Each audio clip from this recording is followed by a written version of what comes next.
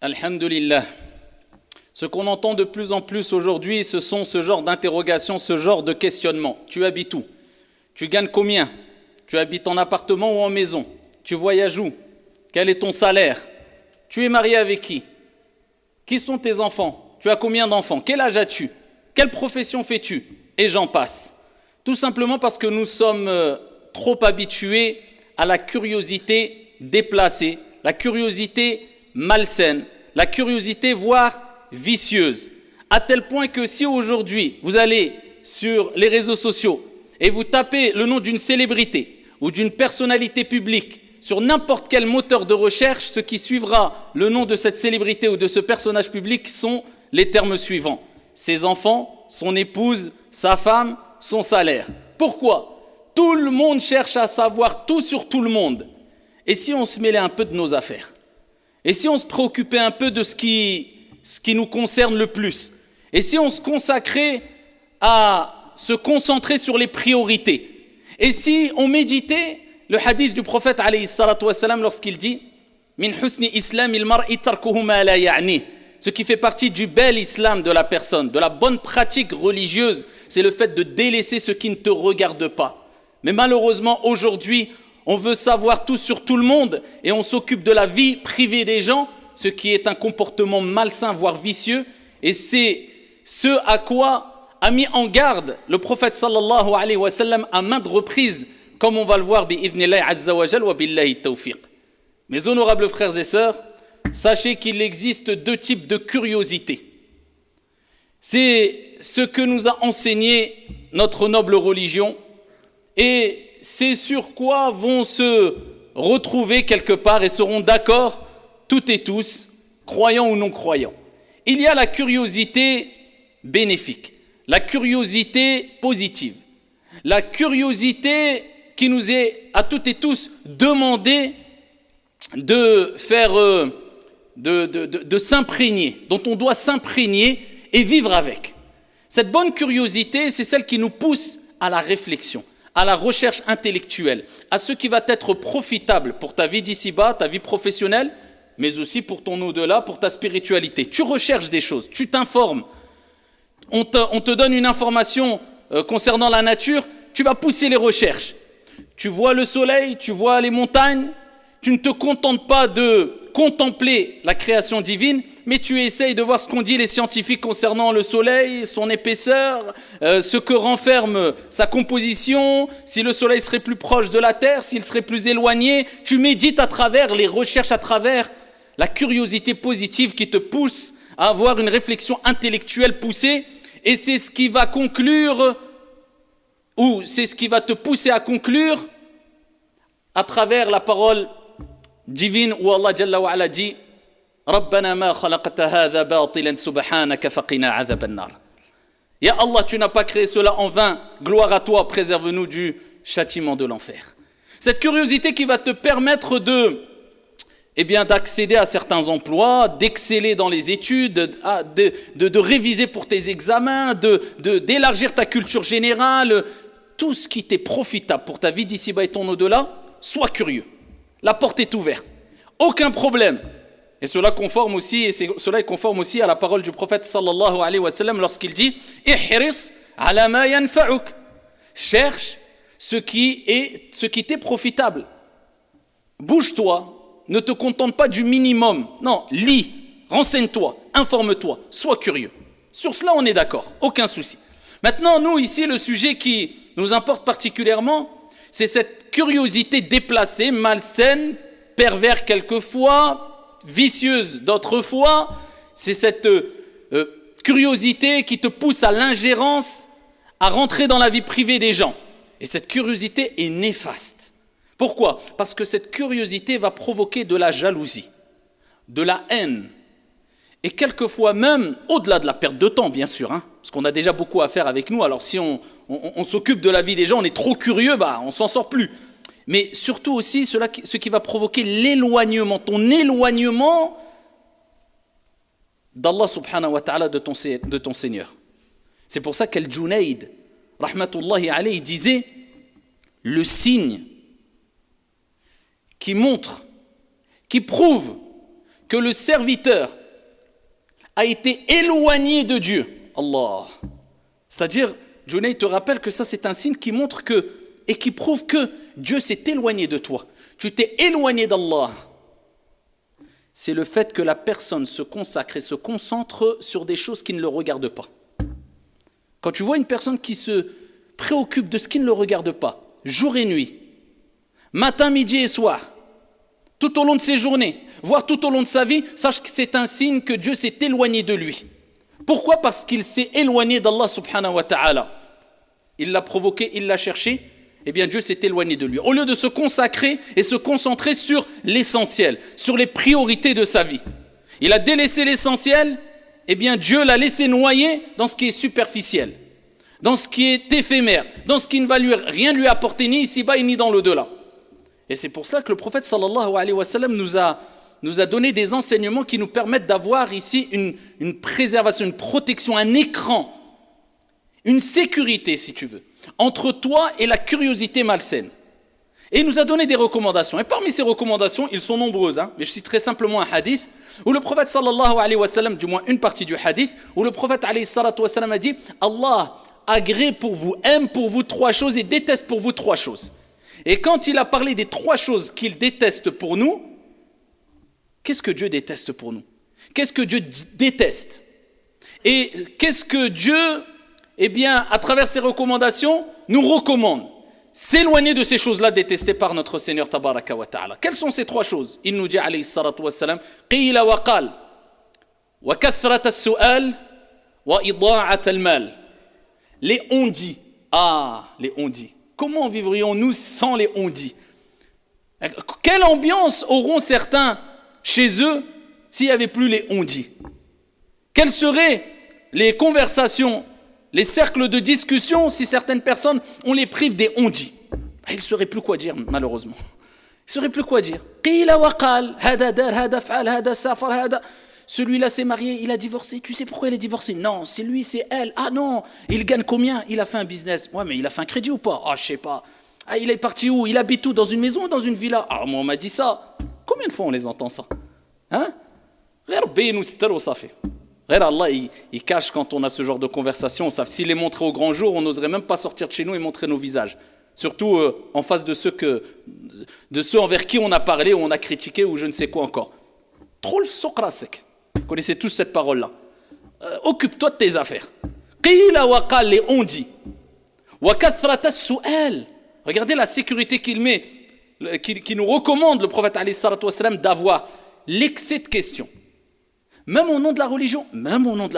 Pourquoi ? Parce que tu risques de poser des questions dans ce qui n'est pas prioritaire et qui ne t'est pas utile. Est-ce que les extraterrestres existent ? Et après ils existent. Ça va changer quoi à ta vie ? C'est quoi ? Si tu vas gagner le paradis ou l'enfer si tu sais qu'ils existent ou ils n'existent pas ? Oui, mais moi j'ai entendu qu'il y avait un chien dans la caverne avec Ashabul Kahf, les gens de la caverne. Allah en a parlé dans le Coran. Mais c'est quoi comme race de chien ? Et il est de quelle couleur le chien ? Ajib. On fait 7 tours autour de la Kaaba. Pourquoi on n'en fait pas 8 ? Pourquoi on n'en fait pas 6 ? Pourquoi on en fait 7 ? Ajib. On fait 2 rak'at as-subh. Mais pourquoi on ne fait pas 2 rak'at al-dhuhr ? Pourquoi on n'en fait pas 5 al-dhuhr ? Pourquoi on fait al-maghrib 3 alors que toutes les autres prières c'est 2 ou 4 ? C'est quoi ces questions-là ? Ça va t'apporter quoi ? Dieu nous a dévoilé certaines choses concernant les sagesses que renferment les actes d'adoration et d'autres il ne nous les a pas dévoilées. Nous, ce qui nous est demandé, sami'na wa ata'na, on a entendu, on a obéi.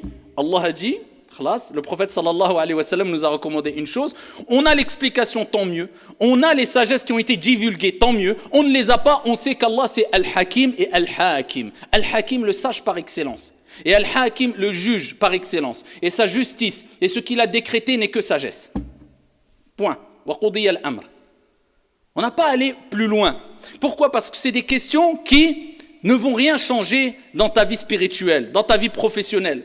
Ça ne va pas faire augmenter ta foi si tu sais que le chien était roux ou blanc ou noir. Ça va changer quoi ? Donc, toujours, avant de te poser une question, demande-toi, pose-toi la question d'abord. Est-ce que cette question est vraiment utile ? Et est-ce que même si j'ai la réponse, cela me sera utile, oui ou non ? Donc, avant de poser une question, on se pose la question. Est-ce utile ou pas de poser cette question ? Et ça, c'est très important de le comprendre. Comme ça nous évite de tomber dans ce que Dieu déteste, à savoir wa kathrata as-su'al, l'excès de questions dans ce qui ne t'est pas profitable. Je dis bien dans ce qui ne t'est pas profitable, tant au niveau de la vie d'ici-bas que dans l'au-delà. Et ça, c'est une porte fermée à quoi? La curiosité déplacée. La curiosité qui ne t'est pas profitable. Tu poses des questions, sois curieux, c'est bien, mais dans ce qui va t'être profitable. Ce qui ne t'est pas profitable, abstiens-toi. Et le gaspillage d'argent. Et c'est ce qu'ont compris les grands savants, al-ulama, qui ont éduqué leurs élèves. On prend l'exemple de l'imam Malik rahmatullahi alayh. Une fois, une personne l'a interrogé. Il a l'imam Malik rahmatullahi alayh an umurihi, sur son âge. Alors je ne dis pas, attention, que c'est un texte qui rappelle que demander l'âge d'une personne c'est haram, c'est interdit. Non, mais l'imam Malik rahmatullahi alayh, il éduque ses élèves. Et il nous rappelle qu'il y a des questions qui peuvent être gênantes pour certaines personnes, donc déplacées, donc inutiles. Et ici, une personne lui a posé la question sur son âge. Quel âge as-tu? Je lui ai dit, aqbil ala sha'nik. En d'autres termes, mêle-toi de tes affaires. En d'autres termes et en étant poli, mêle-toi de tes affaires. J'ai quel âge? Ça va changer quoi, j'ai quel âge? Il y a des gens, ils sont gênés, ici, ils sont gênés de dire leur âge. Soit parce qu'ils sont trop jeunes, soit parce qu'ils sont trop âgés. Mouhim. Ça, on parle juste de l'âge. Que dire de ceux qui cherchent à se renseigner dans la vie privée de tel et un tel, dans des détails qui les dépassent et qui sont... Un jour, Daoud al-Ta'i, rahmatullahi alayh, parmi les pieux qui nous ont précédés, une personne est rentrée chez lui. Regardez, eh bien ça peut-être ça nous fera un peu rire. Mais si on compare avec les réflexions et les questions et la curiosité qu'on a aujourd'hui, hadith wala haraj. Il rentre chez lui et il lui dit, il regarde le mur, le plafond, et il lui rappelle qu'il y a des fissures, qu'il y a une dégradation au niveau du plafond. Il dit, oh fils de mon frère, regarde ce qu'il y a sur le plafond. Regarde, il dit, le plafond, il regarde. Il dit, Wallahi, ça fait 20 ans que j'habite ici, j'ai jamais regardé le plafond, et toi tu me poses la question sur mon plafond. 20 ans, j'habite ici, j'ai pas regardé le plafond. Toi, à peine tu rentres chez moi, tu regardes le plafond, tiens, ton plafond, il est fissuré. Trop le souk là, sec. Je deck dans le plafond. T'es chez moi. Qu'est-ce que tu regardes le plafond, il est fissuré ou il est pas fissuré? Ah, ça, c'était regardez les gens qui même chez lui, bon, je dis pas attention, hein, des gens, ils vont utiliser ça pour dire, t'as vu, il faut être négligent. Arrête de me rendre fou, change ça ou change la tapisserie. Regarde, lui, 20 ans, le plafond. C'est pas cela, mais pour dire une leçon. Moi, j'ai pas fait attention. Toi, tu rentres, tu fais attention, en 2 secondes, moi, 20 ans, c'est chez moi, j'ai pas fait attention. Et vous savez que la curiosité aujourd'hui, c'est tellement apprécié. Je ne parle pas de la bonne curiosité positive qui nous pousse à la recherche, à l'information utile, bénéfique, etc. Non, la curiosité malsaine, la curiosité déplacée, la curiosité qui pousse à rentrer dans l'ingérence, dans la vie privée des gens, est tellement appréciée dans nos sociétés d'aujourd'hui qu'on met même en place des émissions qui font un carton. Et l'émission, elle peut reposer sur quelquefois juste une personne, un couple, qui se filme dans leur vie au quotidien. Il change les couches de son enfant ou elle change les couches de son enfant, ils vont faire les courses, ils montent dans la voiture, ils vont mettre de l'essence, ils vont au parc de jeux, ils rentrent chez eux. Rien d'exceptionnel. Mais tellement que les gens sont curieux et veulent connaître tout et savoir tout sur la vie privée des gens, que ça fait un carton. Tu regardes l'émission du début à la fin, tu essayes de comprendre qu'est-ce qui est utile en fait, pour toi comme pour eux. Qu'est-ce qu'il y a d'extraordinaire? Qu'est-ce qui sort du normal? Rien du tout, simplement le fait de voir des gens se filmer leur vie quotidienne, que toi-même tu vis, ça plaît. Est-ce qu'on n'a pas quelque part un problème? Peut-être même psychologique quelquefois.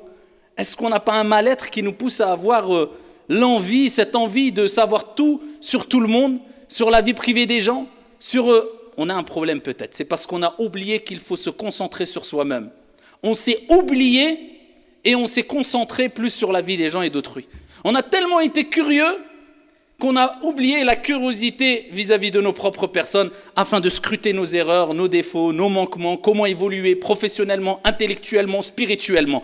On s'est préoccupé des gens, on s'est oublié nous-mêmes. Et c'est pour ça qu'il faut prendre conscience aussi, je terminerai avec ça, que c'est un mal profond. Attention, quand on parle de ce sujet de la curiosité qui est peut-être pas assez, wallahu alam, peut-être pas assez traité, il faut comprendre que c'est un sujet très profond qui permet la réforme. C'est pas simplement un sujet qui, bon, voilà, c'est un sujet comme les... Non, ceux qui veulent se réformer en profondeur, réformer leur âme, ici, du mal vers le bien ou du bien vers l'excellence, eh bien, il faut traiter les sujets dans leur profondeur. Et parmi les sujets qu'il faut traiter, c'est la curiosité. Parce que la curiosité, c'est quelque chose de subtil, caché quelquefois, vicieux, eh bien, qui provoque de grands maux. L'éloignement de Dieu, comme on avait dit, la perte de temps, etc. Mais aussi, Ibn al-Qayyim, rahmatullahi alayhi, regardez ce qu'il nous dit, écoutez ce qu'il nous dit. Il nous dit que, ici, une des causes de la plupart des actes de désobéissance, c'est la curiosité liée au regard et à la parole. Et ce sont deux voies très vastes par lesquelles entre Shaitan. Ce sont deux voies très vastes, à savoir la curiosité à travers le regard. Je regarde ce qui ne me regarde pas, je regarde par curiosité la vie privée des gens, je regarde des choses qui ne me sont pas profitables. C'est de la curiosité malsaine. Regardez le haram, etc. C'est de la mauvaise curiosité qui provoque l'éloignement de Dieu, qui provoque la perte de temps, qui provoque la jalousie, qui provoque quelquefois la haine, qui provoque le mal, qui provoque la désobéissance. C'est pour ça que Ibn al-Qayyim, il dit, c'est deux voies très vastes par lesquelles entre Shaitan, la curiosité liée au regard et la curiosité liée à la parole. À travers nos paroles, qu'a fait un tel, qu'est-ce qu'a dit un tel, etc. Parce que ça ouvre la porte à tous les actes de désobéissance possibles et imaginables dans certains cas. Et particulièrement les grands péchés, la calomnie, la médisance, la jalousie, accompagnée de haine, tous ces grands péchés, eh bien, ont été provoqués par quoi ? Par cette voie qui est large et par laquelle est rentré Shaitan, à savoir cette deuxième voie, al-fudul, la curiosité liée à quoi ? À la parole. Donc, soyons curieux positivement et éloignons-nous de la curiosité malsaine et déplacée et occupons-nous des priorités et de ce qui va nous être profitable ici-bas et dans le delà, incha'Allah. هذا وصلوا وسلموا رحمكم الله على نبي المختار كما أمركم بذلك جل وعلا حينما قال إن الله وملائكته يصلون على النبي يا أيها الذين آمنوا صلوا عليه وسلموا تسليما اللهم صل وسلم وزد وبارك على عبدك ورسولك محمد وعلى آله وصحبه أجمعين وارض اللهم عن الخلفاء الراشدين المهديين أبي بكر وعمر وعثمان وعلي ومن تبعهم بإحسان إلى يوم الدين اللهم أرنا الحق حقا وارزقنا اتباعه وارنا الباطل باطلا وارزقنا اجتنابه اللهم استرنا ولا تفضحنا وكلنا ولا تكن علينا وارحمنا ولا تعذبنا برحمتك يا ذا الجلال والإكرام